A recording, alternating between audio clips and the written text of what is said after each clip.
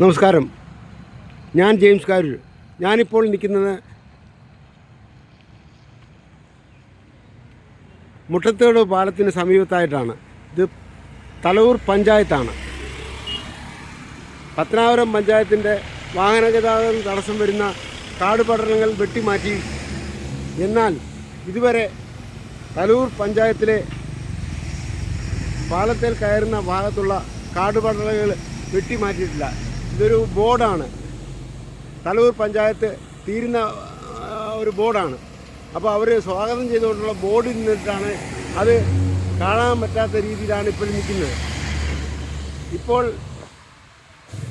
തലവൂർ പഞ്ചായത്തിൻ്റെ കവാടത്തിൽ പത്തനാപുരം പഞ്ചായത്തിലോട്ട് പ്രവേശിക്കുന്ന ആ ഭാഗത്ത് കാടുപടലുകൾ കൊണ്ട് മൂടി നിൽക്കുകയാണ്.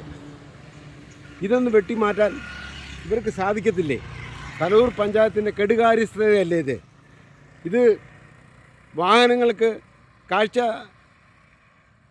ഇതുവരെ വരുന്ന വാഹനങ്ങളുടെ കാഴ്ച കാണാൻ പറ്റത്തില്ല.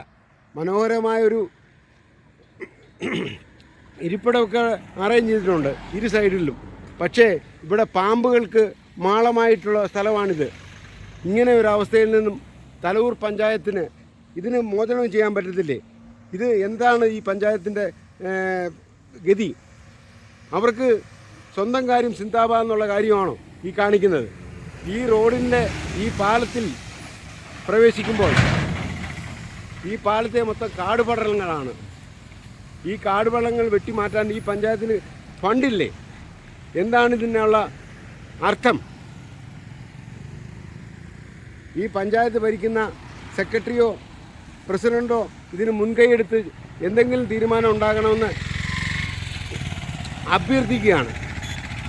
മുട്ടത്തുകടവ് പാലത്തിൽ നിന്നും James Karoor. Okay, thank you.